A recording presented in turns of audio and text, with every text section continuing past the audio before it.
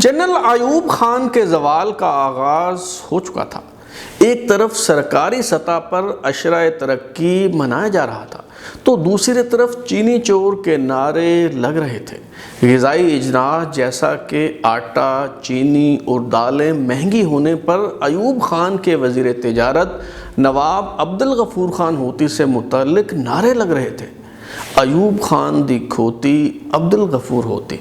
پورے ملک میں ایوب کتا ہائے ہائے کے نعروں کی گونج بھی سنائی دے رہی تھی، اور پھر فیلڈ مارشل ایوب خان نے گھٹنے ٹیک دیے۔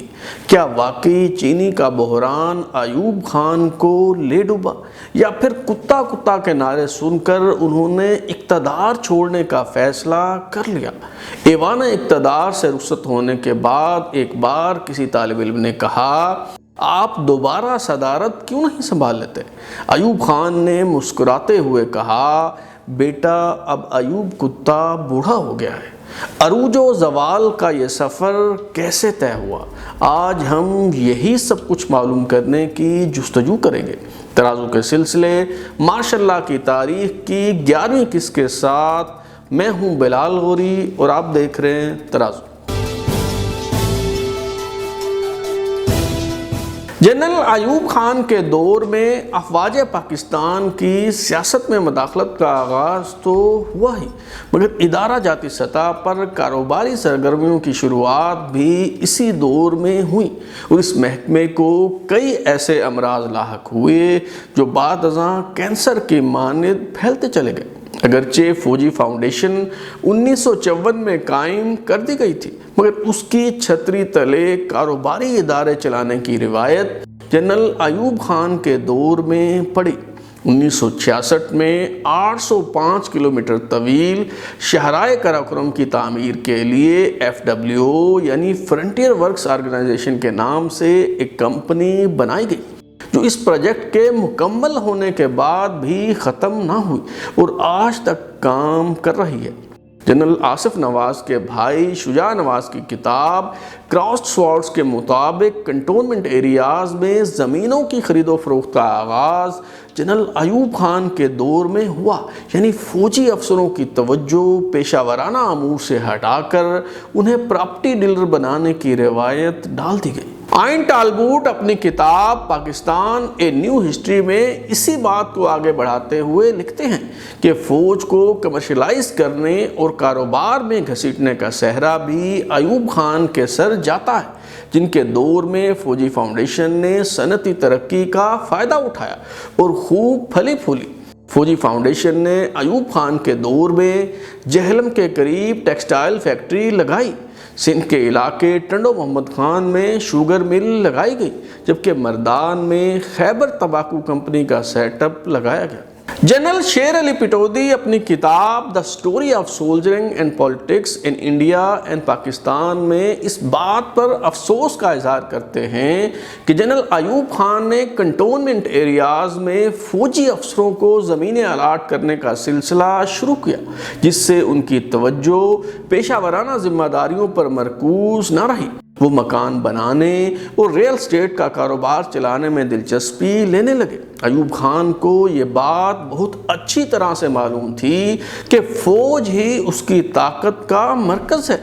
حمود الرحمن کمیشن رپورٹ سے معلوم ہوتا ہے کہ ایوب خان نے فوجیوں کو خوش کرنے کے لیے ان کی تنخواہیں اور پینشن بڑھائی، بعد از ریٹائرمنٹ ان کے لیے ملازمتوں کا بندوبست کیا اور جاگیریں الاٹ کرنے کا سلسلہ شروع کیا۔ الحان نیاز کی کتاب دا culture of power and governance of Pakistan from 1947 to 2008 کے صفحہ نمبر 157 کے مطابق ایوب کے دور اقتدار میں فوج کا اثر و رسوخ معیشت سمیت تمام ریاستی شعبہ جات میں محسوس کیا گیا۔ وہ صنعتیں جہاں 100 سے زائد ملازمین کام کرتے ہوں، 1/4 ملازمتوں کا کوٹا سابق فوجیوں کے لیے مختص تھا۔ ستمبر 1959 سے سول ڈیفنس کی نصف ملازمتیں سابق فوجیوں کے لیے مخصوص کر دی گئیں، جبکہ مغربی پاکستان میں درجہ چہارم کی تمام اسامیوں میں سے نصف، جبکہ درجہ سوئم کی 1/4 اسامیاں ریٹائر فوجیوں کے لیے وقف کر دی گئیں۔ ایوب راج سے متعلق ایک اور مغالطہ یہ ہے کہ اس دور میں کرپشن نہیں تھی۔ حالانکہ تاریخی حقائق سے معلوم ہوتا ہے کہ پہلی فوجی حکومت نے کرپشن کے ایسے ریکارڈ قائم کیے جو آج تک نہیں توڑے جا سکے۔ ذاتی اور ادارہ جاتی ہر طرح کی کرپشن کے آثار بہت واضح دکھائی دیتے ہیں۔ گزشتہ قسط میں بتایا جا چکا ہے کہ پسران ایوب نے کس طرح دونوں ہاتھوں سے دولت سمیٹی، اور جب ایوب خان رخصت ہوئے تو ان کا خاندان پاکستان کے 22 امیر ترین خاندانوں میں شامل ہو چکا تھا۔ الہان نیاز کی تصنیف the culture of power and governance of Pakistan from 1947 to 2008 کے صفحہ نمبر 255 کے مطابق 1954 میں ایوب خان کے وزیر دفاع بننے کے بعد ان کے خاندان کی دولت میں تو اضافہ ہوا ہی، مگر ایوب خان نے کرپشن کی سرپرستی کا نیا معیار متعارف کروایا۔ 1959 میں اسلام آباد کی بنیاد رکھے جانے سے بڑے پیمانے پر ادارہ جاتی کرپشن کا دروازہ کھل گیا، جس سے مارکیٹ سے کم نرخوں پر سستے پلاٹوں کی الاٹمنٹ اور وفاقی دارالحکومت میں انفراسٹرکچر ڈیولپمنٹ کے منصوبوں میں سرمایہ کاری سے پاکستان کے سول اور فوجی افسروں کی 3 نسلیں مستفید ہوئی ہیں۔ اب آتے ہیں اس سوال کی جانب کہ نہایت تم تراک سے مسند اقتدار پر قابض جنرل ایوب خان کے اقتدار کے سورج کو کیسے گرہن لگ گیا، اور ایسا کیا ہوا کہ دیکھتے ہی دیکھتے ان کی اقتدار پر گرفت کمزور پڑ گئی۔ امریکہ کی غلامی اختیار کرنا، صدارتی انتخابات میں ریاستی جبر کے بلبوتے پر فاطمہ جناح کو شکست دے کر کامیابی حاصل کرنا، بھارت کے ساتھ معاہدہ تاشکند پر دستخط کرنا اور صنعتی ترقی کے ثمرات عام آدمی تک نہ پہنچنا، ان سب عوامل نے ایوب خان کے زوال میں بہت اہم کردار ادا کیا۔ لیکن ایک اور اہم وجہ یہ بھی ہے کہ رفتہ رفتہ ایوب خان بااعتماد اور باصلاحیت ساتھیوں سے محروم ہوتے چلے گئے اور ان کی جگہ خوش آمدیوں نے لے لی۔ نواب آف کالا باغ کی رخصتی کے بعد گورنر مغربی پاکستان کا منصب افواج پاکستان کے سابق کمانڈر ان چیف جنرل موسیٰ خان نے سنبھال لیا۔ بھٹو جیسے قابل اور ذہین شخص کی رفاقت ایوب خان کو میسر نہ رہی۔ Major general retired Umrao Khan, جن کا شمار ایوب خان کے قریبی ساتھیوں میں ہوتا ہے اور انہیں پہلی فوجی حکومت قائم ہونے کے بعد مشرقی پاکستان کا مارشل ایڈمنسٹریٹر بنایا گیا، وہ اپنی خود نوشت ایک جرنیل کی سرگزشت کے صفحہ نمبر 147 پر لکھتے ہیں کہ اپنی ملازمت کے دوران مجھے فیلڈ مارشل محمد ایوب خان مرحوم کو قریب سے دیکھنے کا موقع ملا ہے۔ ہر انسان کی طرح اس میں بھی کچھ کمزوریاں تھیں۔ اسے دولت کمانے کا شوق تھا اور خوشامد سے لگاؤ تھا۔ بیٹوں کو فوج سے فارغ کرا کر صنعت کاری میں لگانا پہلی کمزوری کی مثال ہے، اور افواج پاکستان میں خوش آمدیوں کی ترقی دوسری قسم کی کمزوری تھی۔ انہی لوگوں میں سے ایک صدر مملکت بن گیا اور آدھا پاکستان گنوا بیٹھا۔ میجر جنرل امراؤ خان کا خیال ہے کہ اگر ایوب خان 1962 میں 1956 کے دستور کی بنیاد پر آزادانہ انتخابات کروا کر حکومت سے الگ ہو جاتے تو تاریخ میں ان کا نام ایک عظیم رہنما کی حیثیت سے رہ جاتا، لیکن انہوں نے عملی سیاست میں شامل ہو کر بہت بڑی غلطی کی۔ میجر جنرل امراؤ خان نے یہ بھی لکھا ہے کہ جنرل یحییٰ خان کو آرمی چیف بنانا ایوب خان کی سب سے بڑی غلطی اور ملک کے ساتھ سب سے بڑی بے وفائی تھی۔ اس نے ایوب خان کا بھی برا حال کیا اور ملک کے بھی 2 ٹکڑے کر دیے۔ اللہ کی کرم نوازی اور امریکہ کی کوشش تھی کہ مغربی پاکستان بچ گیا۔ 9 جولائی 1967 میں مادر ملت مس فاطمہ جناح کی وفات پر کراچی میں لاکھوں شہری ان کے جنازے میں شامل ہوئے۔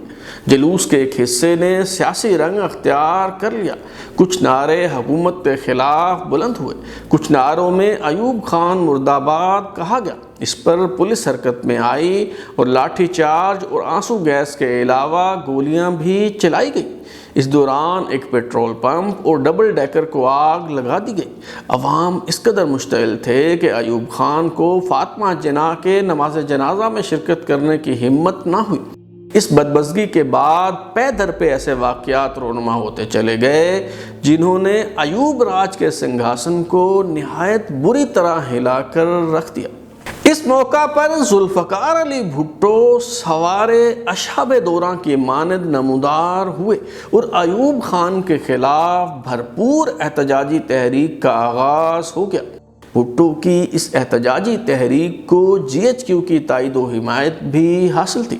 اس دوران جنرل ایوب خان کی صحت خراب ہونے لگی۔ دوران علالت سوچی سمجھی حکمت عملی کے تحت ان کا سول اور فوجی انتظامیہ سے رابطہ منقطع کر دیا گیا۔ ایوب خان کی جسمانی بیماری پر تو معالجین نے جلد قابو پا لیا، مگر وہ ہوس اقتدار کے لا علاج مرض میں مبتلا ہو چکے تھے۔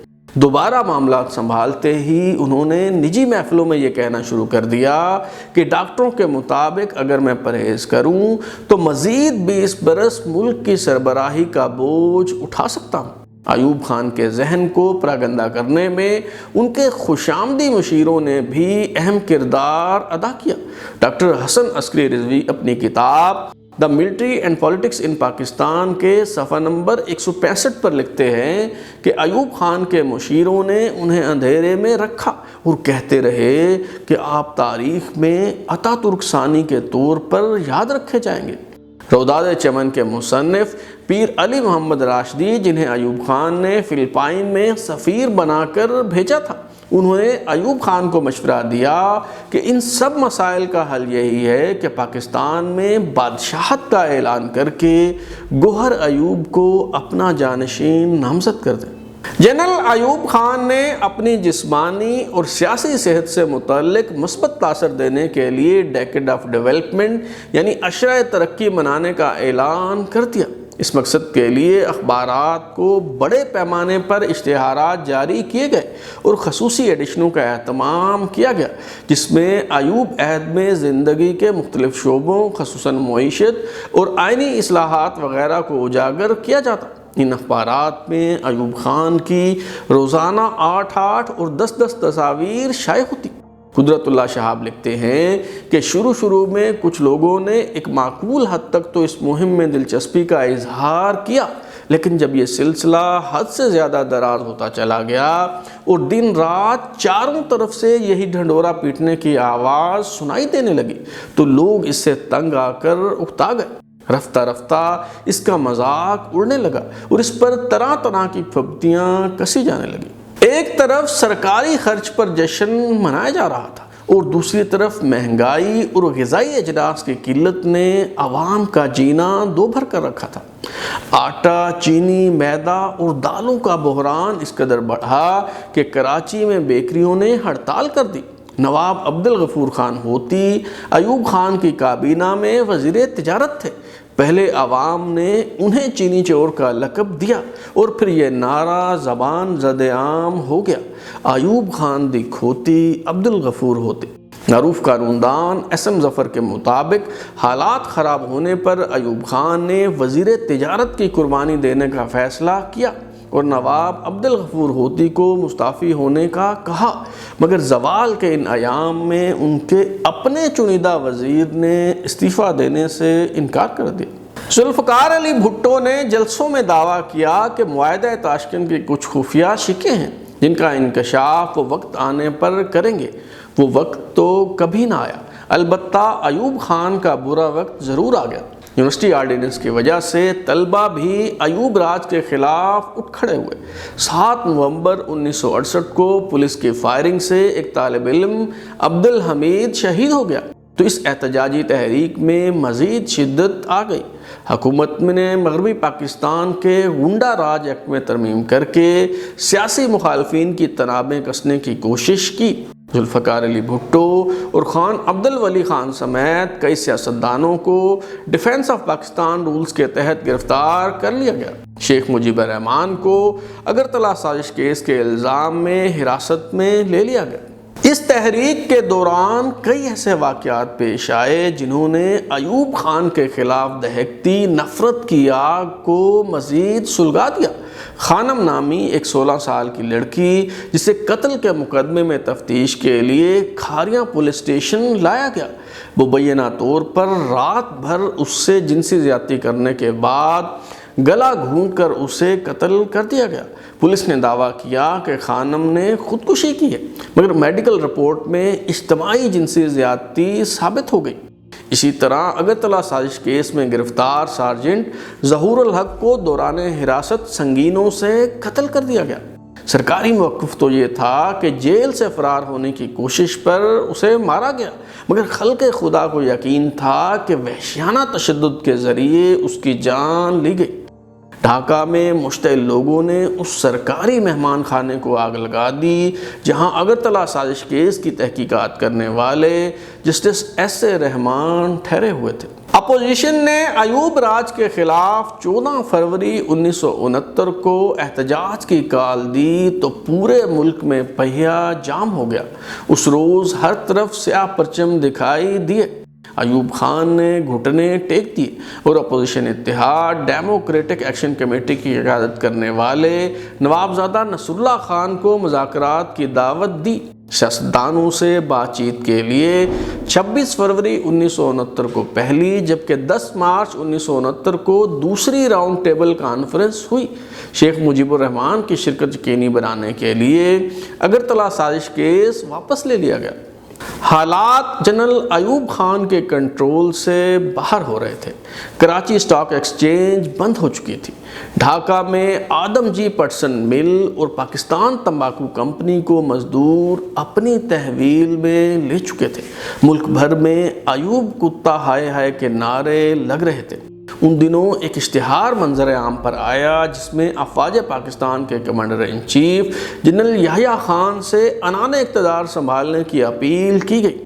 بعد ازاں خفیہ اداروں کی رپورٹ سے معلوم ہوا کہ یہ اشتہار جنرل یحییٰ خان کے قریبی دوست اسٹینڈرڈ بینک کے مالک شمیم الرحمان علوی نے شائع کروایا تھا۔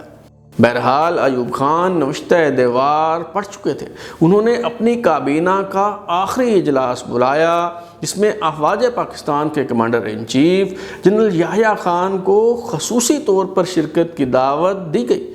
شرکاء نے تجویز کیا کہ اس مسئلے کو مارشل لاء کے نفاذ کے ذریعے ہی حل کیا جا سکتا ہے۔ جب جنرل یحییٰ خان سے رائے مانگی گئی تو انہوں نے جنرل ایوب خان سے علیحدگی میں بات کرنا چاہی۔ جنرل ایوب خان نے تخلیے میں ہونے والی ملاقات کے دوران جنرل یحییٰ خان کے سب مطالبات تسلیم کر لیے۔ تاریخ خود کو دہرا رہی تھی۔ جس طرح جنرل ایوب خان نے سکندر مرزا سے مارشل لاء لگانے کے لیے تحریری حکم نامہ اور تمام اختیارات طلب کیے، اسی طرح جنرل یحییٰ خان نے بھی مکمل فوجی انقلاب کا مطالبہ کیا۔